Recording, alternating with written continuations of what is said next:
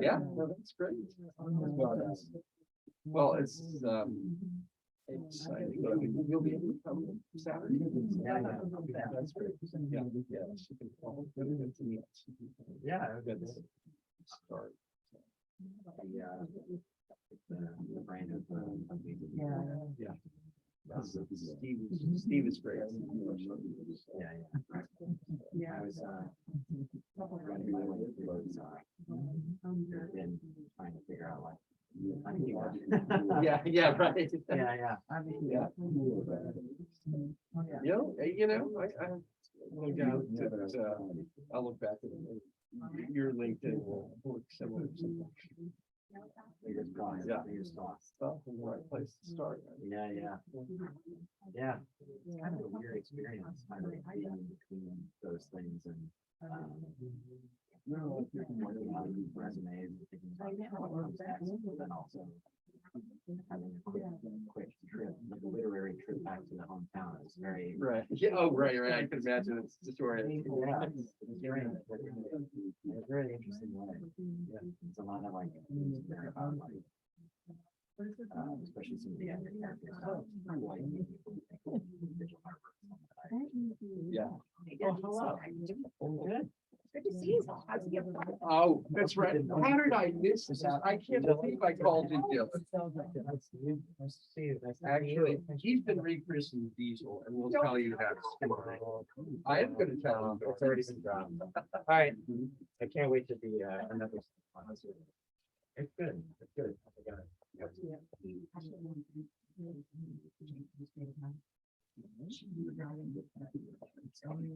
Right.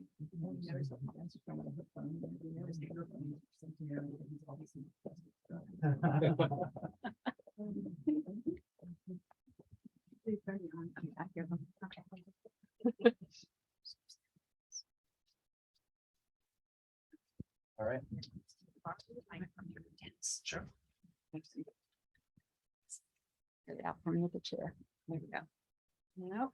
I'm gonna go in front of you. I'm sorry, Steve. Don't mind me. All right, I'm just gonna go in the middle of it. The word's not very long. All right, I'm sorry to be blocking the stars. Hello, everybody. Welcome to East City Bookshop. I'm Laurie Gilman. I'm the owner. Welcome to everybody in our virtual crowd as well. We have, this is a hybrid event, so we have an online audience as well as you guys here. And we're a little bit, we're just a little bit uncertain because this is our first author event in our new expanded space.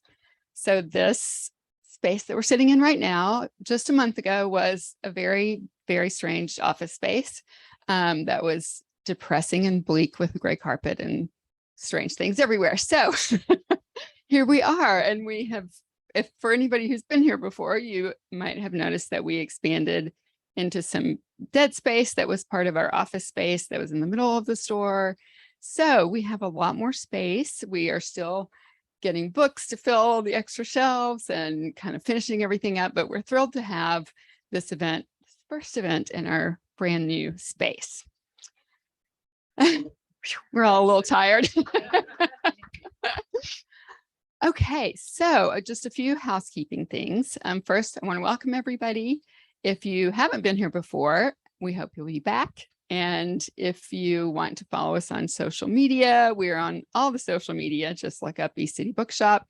And we have an e-newsletter that tells all about our events and upcoming books we're excited about and all of those usual things. Let's see, what else do I need to tell you? Oh, restrooms are upstairs and toward the back of the store. We'll be having a signing afterwards. So if you haven't purchased a book and you would like to, you can do that afterwards upstairs and then come back down here for the signing. I think those are all the housekeeping things. Make sure. Okay, so our order of events will just be Julie and Steve talking about the book, then we'll have audience questions, then we'll have our signing. Very straightforward. So everyone will get a chance to ask your questions and to chat afterwards. On to the main event.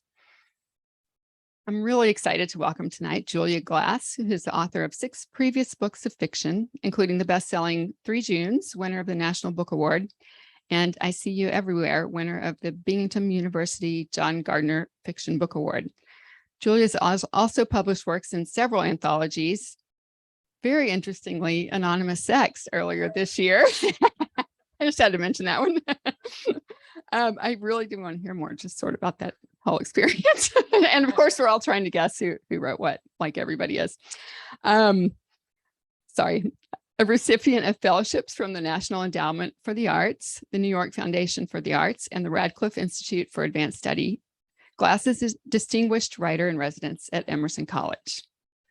Julie's in conversation this evening with Dr. Steve Morrison, one of East City Bookshop's biggest boosters and an excellent customer and supporter of ours since we opened in 2016. And full disclosure, I've known Steve for a very long time because our kids went to elementary school together. So this is the kind of event that we really love here because we are a neighborhood bookstore, and our community gets much broader than that, but it's wonderful when it comes together that there are these connections to those of us who work here, who've been in the neighborhood a long time, who are connected to other people living in the neighborhood, who can introduce us to a wonderful writer like Julie. And that's what makes this such a wonderful, wonderful job and a great neighborhood. So thank you, Steve. Steve is Senior Vice President at the Center for Strategic and International Studies, where he founded and heads up its Global Health Policy Center.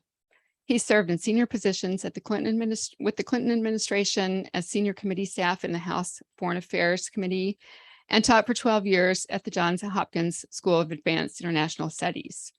And there are many other things on his resume, but I won't go into all of them tonight because I think you'll get a lot more about them from each other. So that will be the most interesting way to hear. He and his wife, Marcia, live on Capitol Hill, as I said, and have raised their daughter here. With that, we will get started. Thank you so much. Thank you, Lori, and thank you, Steve, because Steve really helped spearhead this event, and I'm thrilled to be here. So, thank you, Lori, and thanks to your staff for pulling this all together. This is a beautiful place, and it's really a jewel in our community. And I'm thrilled to be here with Julie and with Dennis Cowley, her husband, and I'm hoping Alec and Oliver may be joining us. I don't know. I doubt it. Those are my grown sons. I think they're doing things they consider a lot more fun than watching Mom on Zoom. Okay. The book is dedicated to these 3 men, so It is. That's an important piece of this story. And congratulations on Vigil Harbor. Thank you. It's a wonderful read. It's classic Julie Glass. We'll say more about that, but it's also a little different. There's a little bit of new things in this novel, and we'll talk about that. Over the course of these 7 novels, we've come to understand her remarkable intellect, her wicked humor, her emphatic, empathetic realism. There's a certain realism of empathy in these, and it's built into these complex, evolving relationships that she explores in each of these novels. And it's rooted in this sense of belonging and connectedness and resilience in the face of mistakes and tragedies and trials and the like. And we've come to understand your sort of remarkable storytelling talent and character development. And we want to talk about that. And there's a real beauty to the language that you bring that sets all of your work apart. And the other thing I didn't fully appreciate until starting to prepare for this is that the web of connections across these novels, Celestino and various people are appearing and reappearing. And I think this novel challenges us. You've chosen to go up to the edge of dystopia. You've chosen to sort of move to a dark place here, up to a point, right? In terms, not without humor and not most importantly without hope. Yes. I mean, you point out that we have these multiple proliferating things that have amped up in your language, that monster storms born of climate change, eco-terror growing out of frustration, malgovernance. We're in the midst of a democratic crisis, the long reach of the pandemic era, forms of migrant control that crush diversity and opportunity. So you've raised questions, and I want to talk about this, around the moral responsibility that we all bear in this period, really, about like the situation that we find ourselves in, as well as how we struggle to sort of preserve resilience and the like. One last note, and then we'll turn. I've known Julie for 50 years, starting in college. We have people here who date back to that period, and I'm very grateful. We visited, at that time, you were a painter. And when I visited you in the early 80s, you were a painter living in Brooklyn with a rabbit in an Italian working class neighborhood, and you were completely embedded in that neighborhood. And then you skip forward 15 years and you're a novelist, and you're a breakthrough novelist, and you're going on to this remarkable trajectory. I'm not sure how that radical transformation happened, but it did happen. And it's a lovely story, and it's continued in this way as in your success. We saw each other at, I think you were here for the National Book Festival for House Among the Trees. Yes, and that was in 2017. yes, exactly. And we saw each other then, and we saw each other later in Boston when you and Dennis came to the showing of a documentary I'd made. Len Rubenstein's here with us. He's part of that documentary around violence against the health sector. And I remember you saying, what's the arc here? Is this an arc that leads away from optimism or not? Well, whenever you send me one of your podcasts or a docuseries thing, I'm like, okay, brace yourself, because I have to tell you that until I saw that documentary, and I'm ashamed to say, I really wasn't fully aware of what was going on in Yemen. That opened my eyes and made me begin to look at the news in a different way, look for things that I hadn't seen before. So I had a chance to visit you and Dennis and Oliver pre-COVID, right? Pre-COVID in Marblehead. Yes. And in that period, I hadn't been to Marblehead. And of course, this book is in some ways about Marblehead and your sense of place, and by the sea, and the history and the power of place. And when I came to your home that evening, I came up from Boston, and you were having problems with water in your house, as I recall. You were having a water problem. Dennis was struggling. Were we bailing in the basement? And I took, as I was looking back, I thought, this is a signal, because this is a novel about the sea in some ways, right? Okay, so let's start talking about Vigil Harbor. Not everybody's read this novel. I think we need to start with some of the basics. Tell us a little bit about the genesis and the structure of this. This is a different kind of novel than what you've done before. It is, but first, Steve, I have to say, today is a bit surreal for me. And I have to say that among the many things that I tried to do, well, this is a bit of a pun, but the different hats I tried on as a young person, making my way in the world in my 20s, I wanted to use my art in a practical way. And I took the full 4-year course, two-year course at Fashion Institute of Technology in millinery, which is hat making, which, by the way, and I want to tell the Yale people here, the work there was harder than anything I ever did at Yale. And the grading was harder too. And I have an attic full of fabulous hats.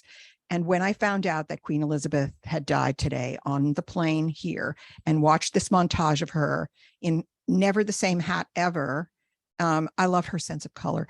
And I thought, if I had known before I got on that plane, I'd have brought one of my flamboyant hats and worn it in her honor, and may that magnificent woman rest in peace. So I feel like I have to say that. And now we can talk about my book.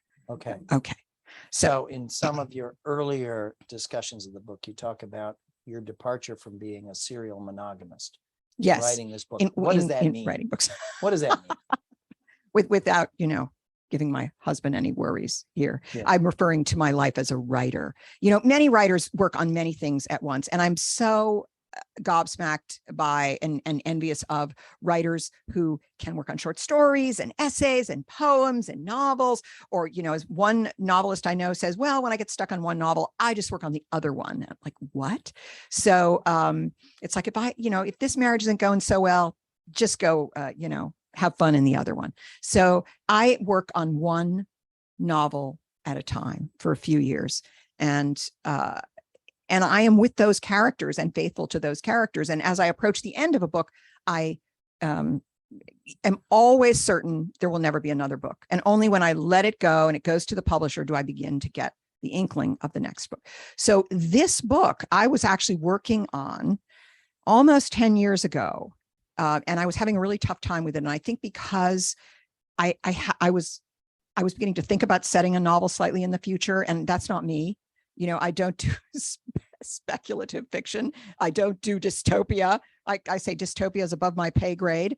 And I was also working with something slightly supernatural. There is a character in this book who may or may not be a Selkie. And Why don't you explain what a well, I Selkie will. is? So a Selkie, as opposed to a mermaid, and I had toyed with the idea of a mermaid. A Selkie is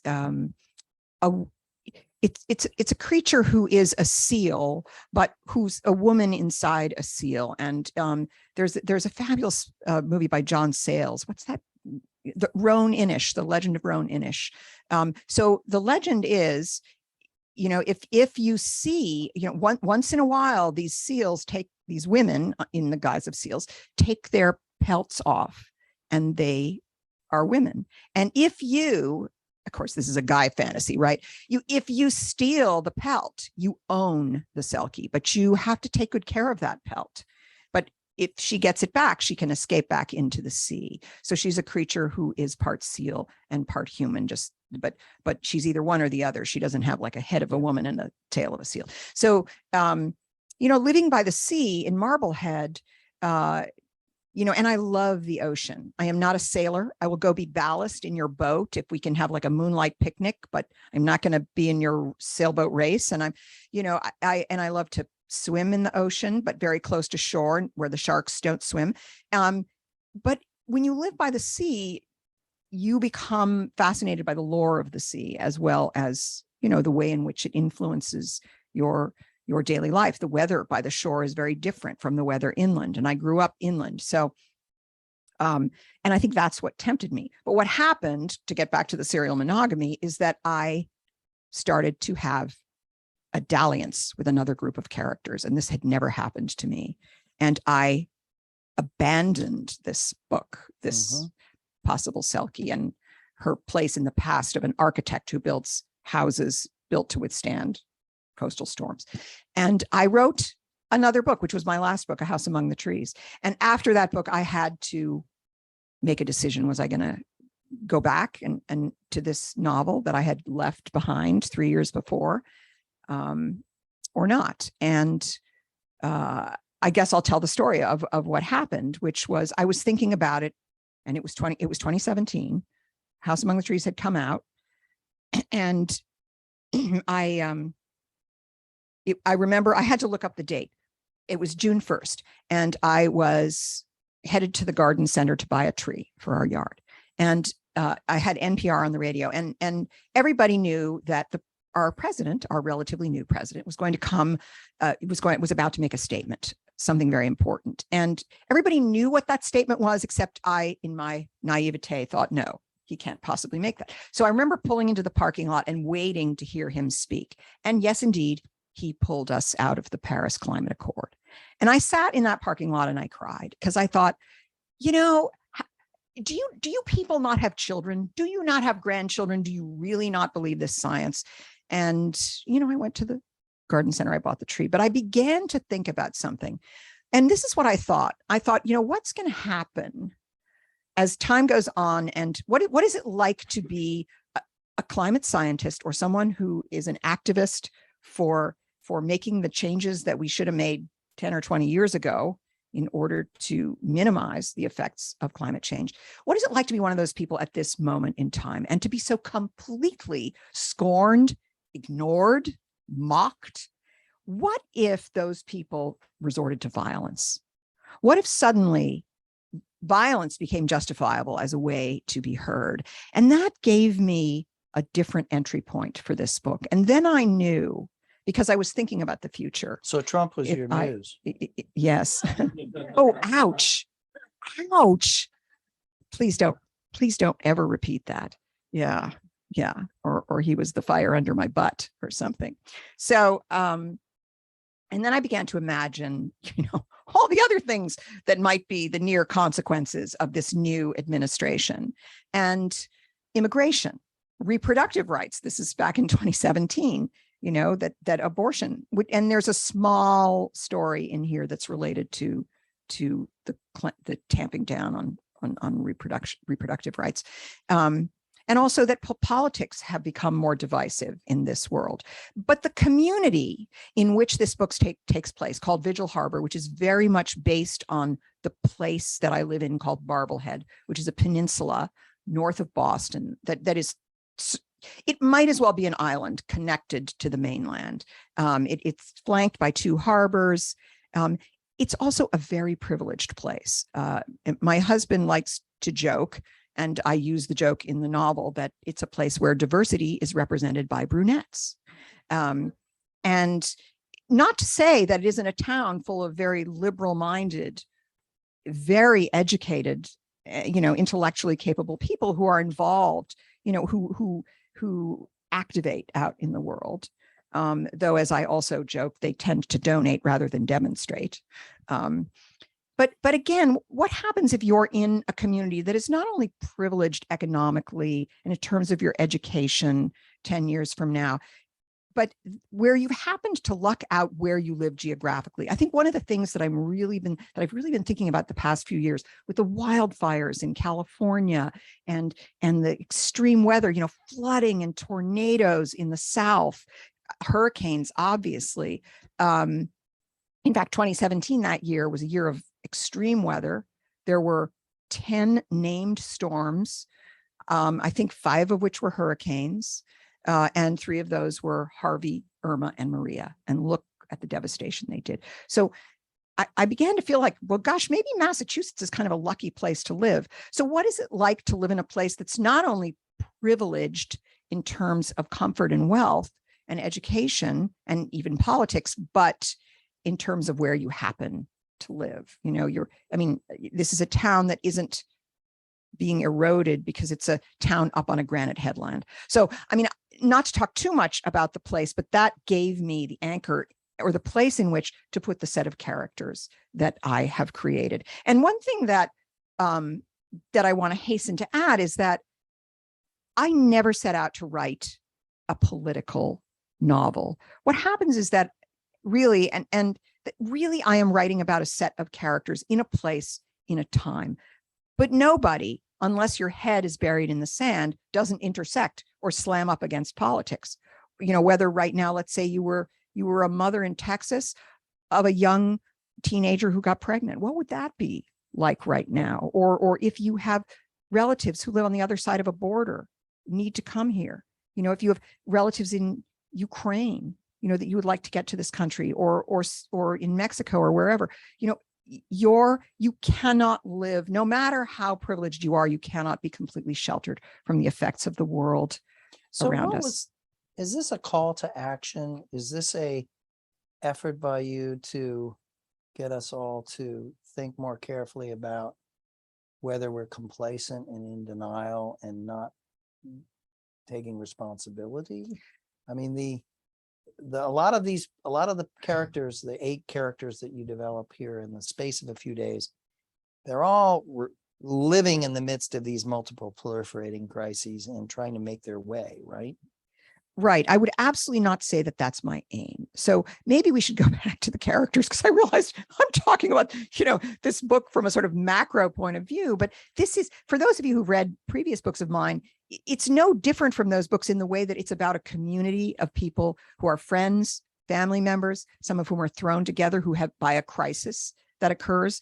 The present action of the book is over 3 days when, a terrorist act that seems somewhat safely removed, actually has repercussions in this town. And also in the the sort of famous trope of storytelling, two strangers come to town, and with them they unsettle what is taken for granted.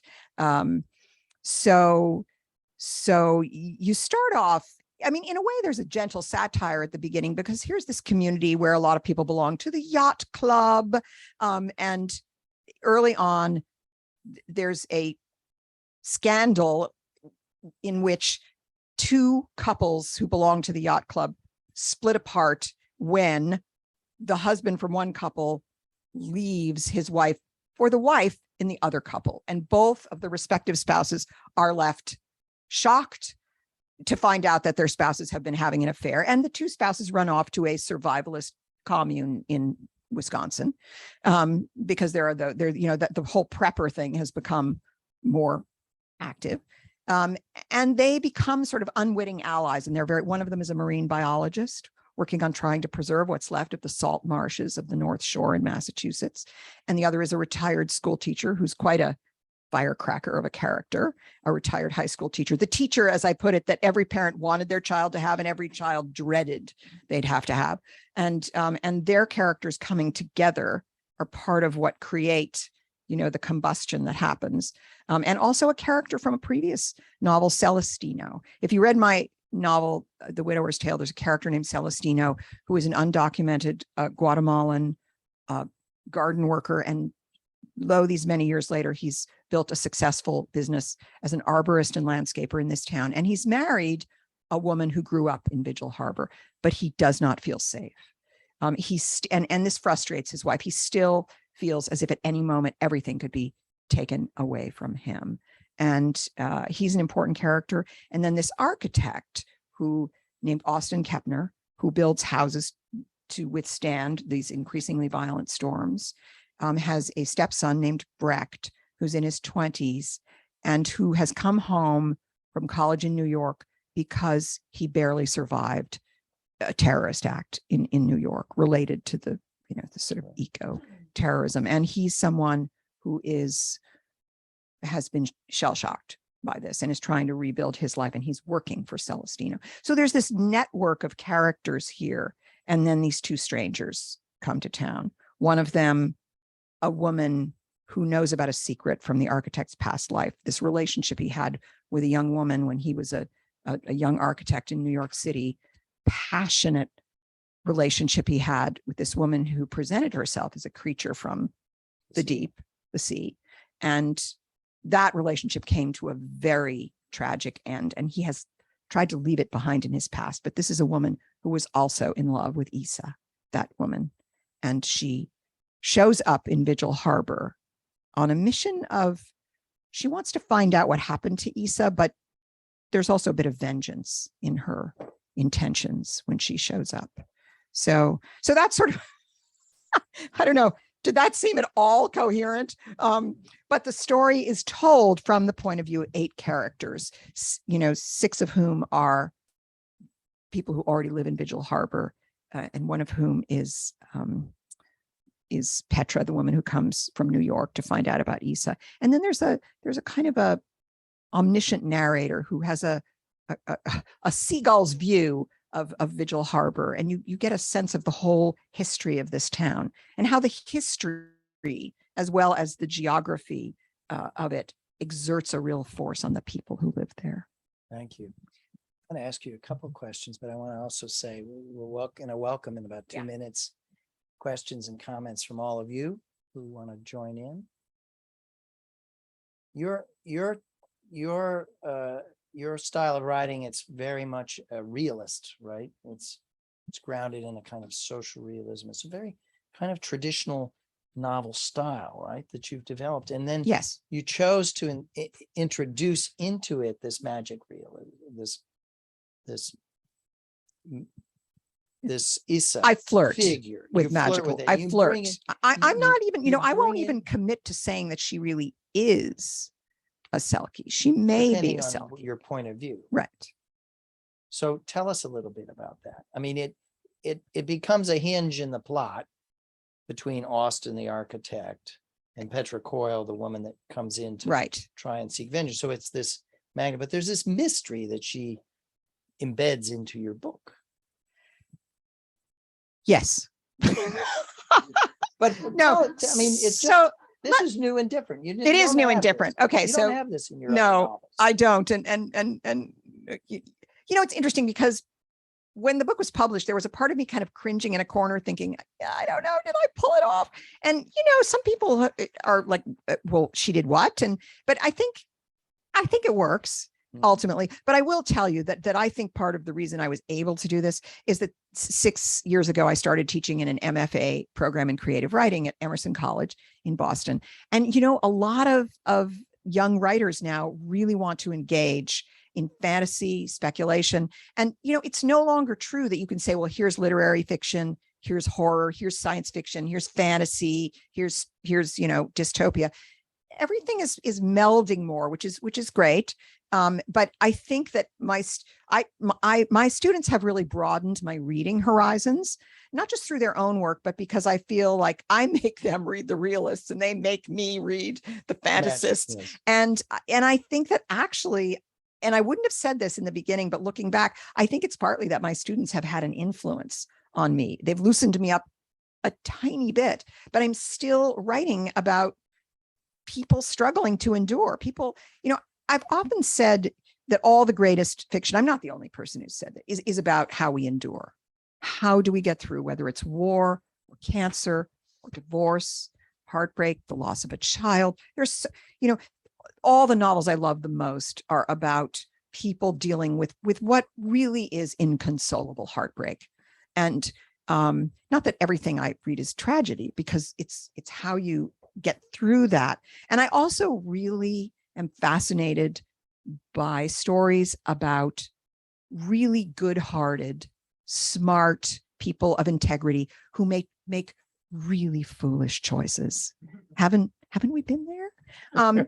And then how do you deal with the consequences of those choices? And it's not as if I don't sometimes kill people off. And I will tell you that also there's some real violence in this book. And I write forward into the dark. I do not plot out my novels. And I really, and I to those who haven't read, I'm not going to say, but I had to question throughout and change my mind often about who, if anyone, am I going to kill off here? Not because I need to or want to, but what are the consequences for some of these people for their having their heads in the sand or making foolish choices? What are the consequences? So let's hear from some of you, and we do need to use a microphone, right, Lori?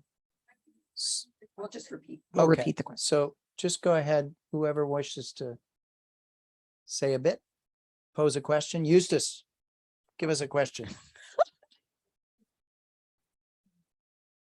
Yes. Well, I don't have a question. I just want to comment that I'm very excited that there's a little possible fantastical element in the novel, because I do like the social realistic stuff, but I love it when I get surprised with a little, is it not magical something or the other?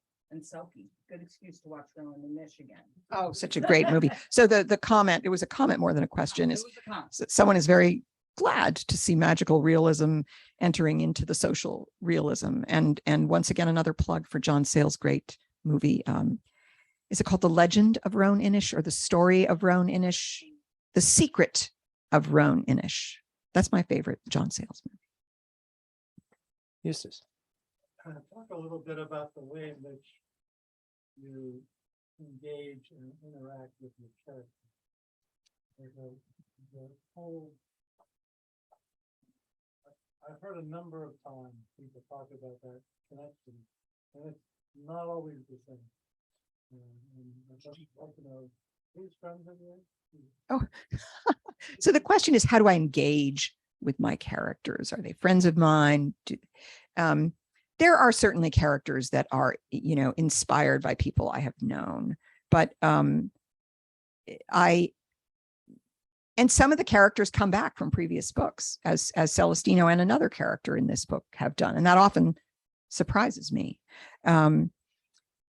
There's all, each of my novels has come to me first in the guise of a single character in a kind of crisis or opportunity moment in their life. One character. And in this case, originally it was that architect, Austin Kepner. Yeah. And I thought, I also sometimes think, gee, I'd really like to write about an oncologist or a reference librarian. There's a saying that if you want to be an actor, if you'd better not want to be anything else. And I say that if you want to be a fiction writer, you'd better want to be a lot of things. You'd better wish that what would have been like if I had been a biologist or if I had been a brain surgeon, because one of the things that really interests me is actually what characters do for a living, whether they like it or not, whether they have to do it. How does it inform who they are and how do they interact with what defines their life as a working person? So each of my characters is a person in a family. When I conceive of a character, one of the first things I think is that character married? Does that character have children? Because it's always an adult. I'm actually I find writing from a child's point of view really scary. Actually, the Washington Post once said about me, so I hope I can quote this right. Boy, can Julia Glass sure do codgers, and it's true. For some weird reason, I can write really well from the point of view of gay men and cranky old guys. So I'm not afraid of that, but a 12-year-old I'll run away from in a minute. So it's always an adult. So, and always who were their parents. And as I'm working my way through the story, I'm looking at all the people in their lives, but also who do they work with? Who are their colleagues, or are they solitary? So I build my characters through, increasing the texture and the details of their everyday life and of their history. I call myself the flashback queen. Each character of mine, you will get to know.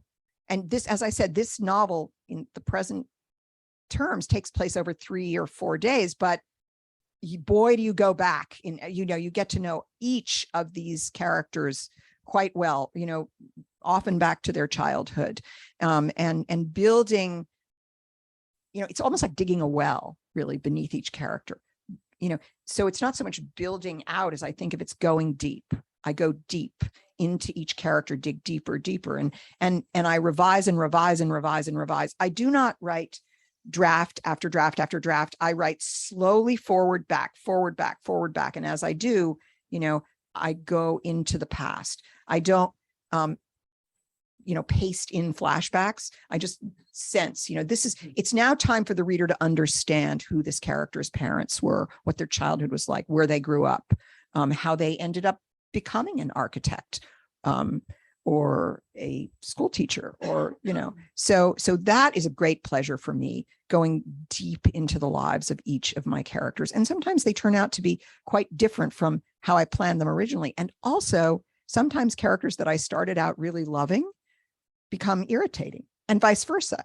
I've had characters that I created because I wanted friction, and then I make them do something really heroic, and I'm like, wow, that's like, and because I think that it's like life, that you meet people and sometimes they don't improve upon an acquaintance, and sometimes they surprise you and you can fall in love with someone who, you despise, annoyed you quite a lot. So I enjoy that experience too. And I think that's one of the things about being a novelist is and I tell my students, you have to really want to be with these people, unless you're Joyce Carol Oates, for a period of a couple of years. And that's saying something. So some characters will upstage other characters too. And I always enjoy that too. Beth Cameron, do you have something to say? So I haven't actually read any of your books. I'm super excited based on your explanation to read the book. I have a question for you. I'm one of those crazy people that does like to read the last page of a book. Oh my God. So I won't ask you what's on the last page, but how do you know when to end? The way that you're talking about painting this picture and getting to know these characters is fascinating to me. And I love the idea of writing slowly forward and slowly back. I'd never thought about that in a novelist background. So how do you know when to end? Like, when do you make that decision?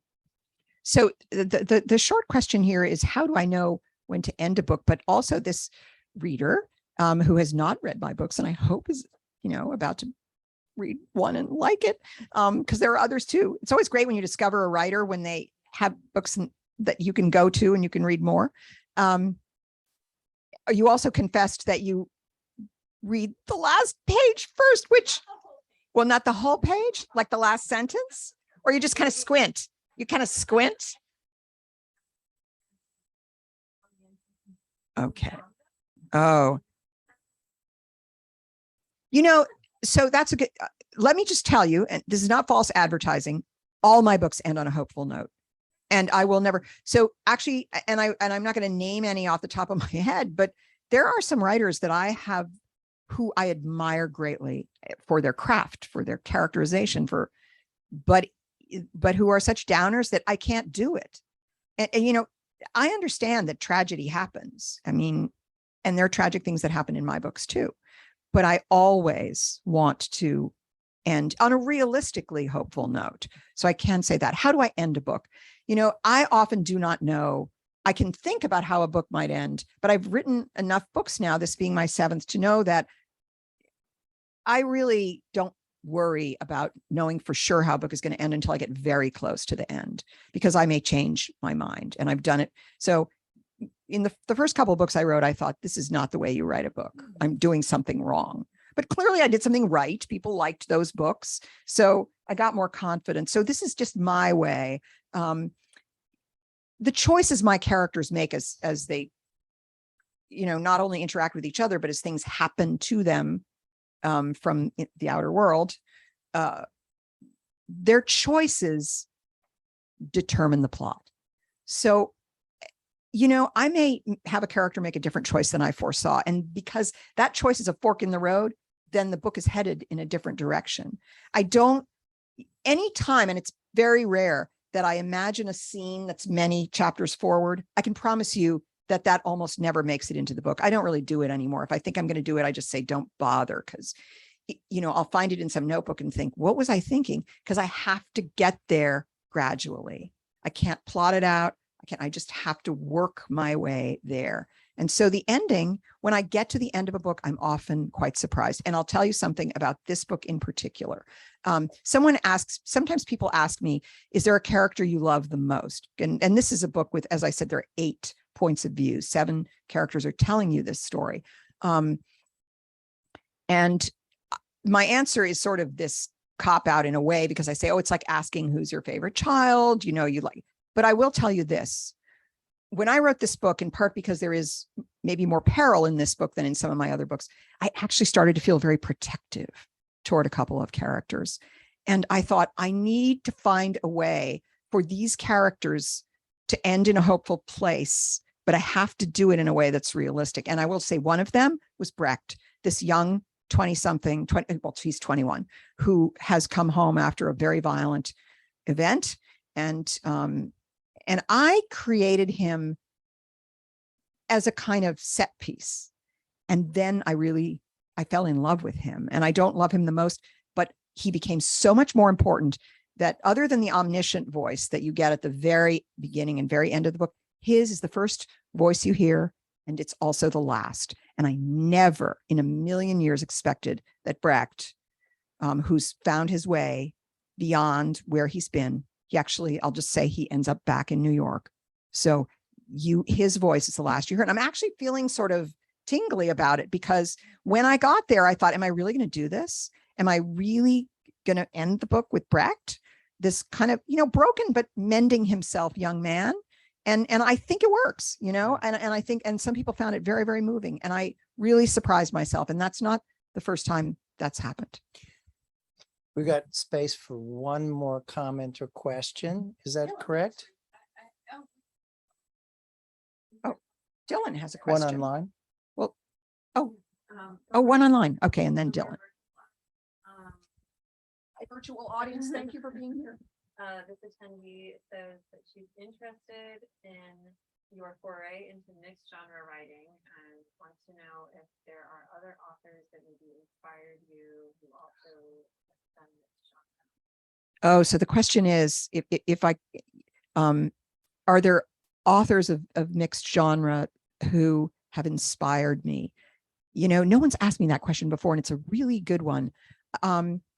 I will say that an author I discovered whose imagination is just out where the buses don't run. I mean, and she is also an extraordinary crafts person, is Karen Russell. And my students worship her. And I had read a couple of her stories before, but I read her whole book, Orange World. And I was really halfway through writing this book, but although I don't have that wild an imagination, but the way in which she puts you in a situation with ordinary people, it's not science fiction. And then something really strange happens. You know, the title story of Orange World, I believe, is a young mother who's at that stage where everything you see around you is a danger to your new baby. The electrical socket, you know, the car passing, the cold weather, you know, so you live in this world of complete fear, where orange alert is what she's in an orange world. But this creature, like a fox, but a sort of, or a devil creature, it's just a creature, begins to visit her and want to actually breastfeed. And she has to go out of the house at night and secretly breastfeed. And it's like there's a deal she's made with this creature, that creature will protect her baby from peril. And it's quite diabolical. And then it becomes very comical because she finally confesses to these other mothers and they're like, oh, that guy? Oh, come on. Like, don't believe that guy. Like, okay, we're going to like get him in a have-a-heart trap and take him out to the woods or something. And then it becomes almost farcical. I'm slightly misrepresenting, but I will name her as one writer that certainly gives me courage. And yeah, so that's just one. I wish I had time to think about that. Julie, let's collect a few. Let's do a lightning round here of anyone who wants to speak. Dylan, you had Dylan had a question. Hand up. Dylan, who's from Vigil Harbor or Marblehead. I'm originally from Marblehead myself, grew up there, and it was I'm in an interesting transition point myself. So I found myself identifying with a lot of the characters in the book. It was kind of interesting as a off-kilter portrait of the place I grew up, and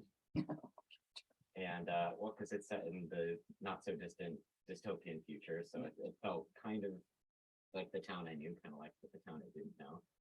But yeah, I'm somebody who has a lot of really like complicated, ambivalent thoughts about that place, and I wonder in the process of coming up with and writing this book, a lot of those thoughts popped into the mouths of the characters that I was reading, and I wonder what the process was like for you, trying to figure out how to characterize this place and what your personal feelings were, because there were some contradictory opinions in that.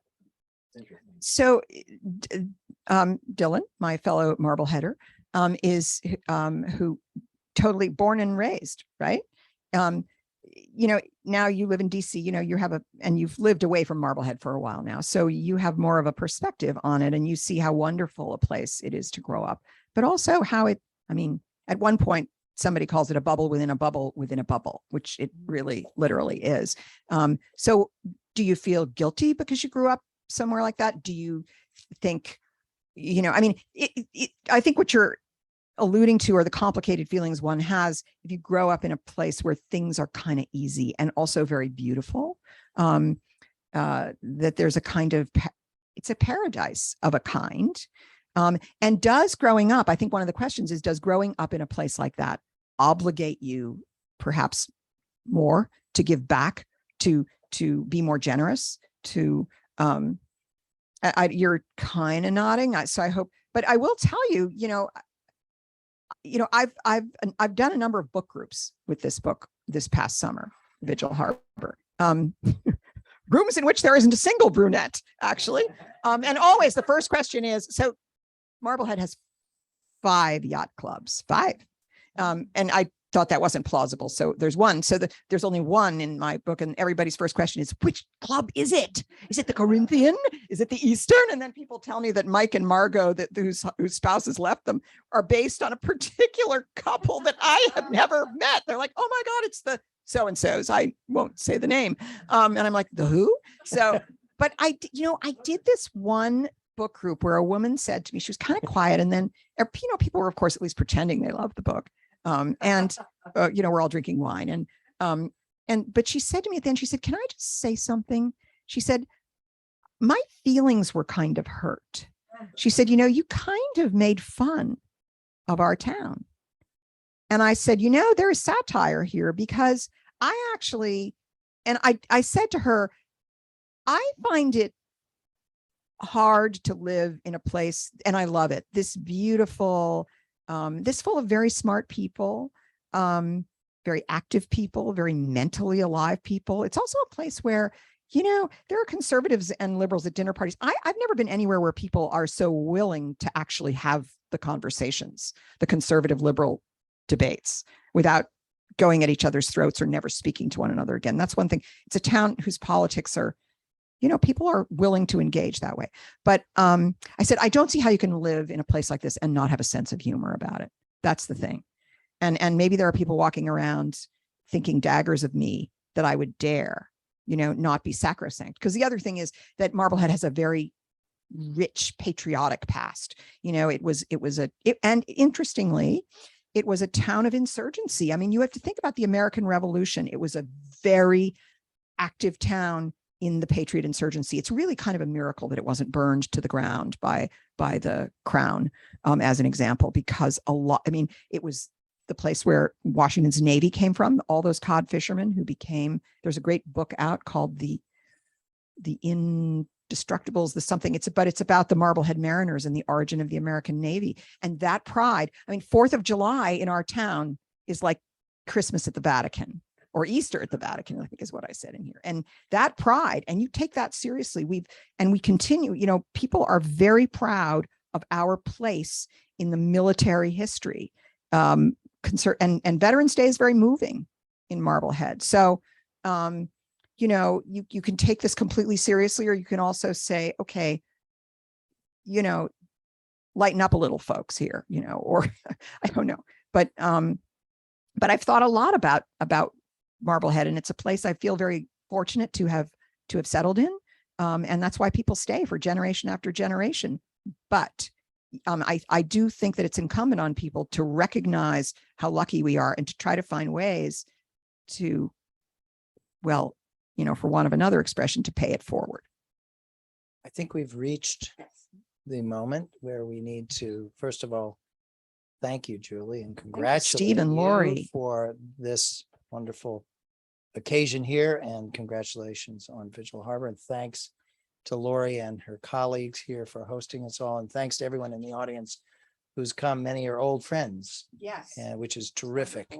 It's wonderful Really to see at least half of some familiar faces. And thanks to our online audience. Yes, for thank you very sticking with much. us and contributing some input. Over to you. Thank you. Thank you both. I have a lot of questions, but I can ask them later. Okay, just to say thank you again for coming. And if you could just fold up your chairs and put them against the bookcases over here, and we'll bring this table out for signing books, and enjoy the rest of the evening. Thanks for coming.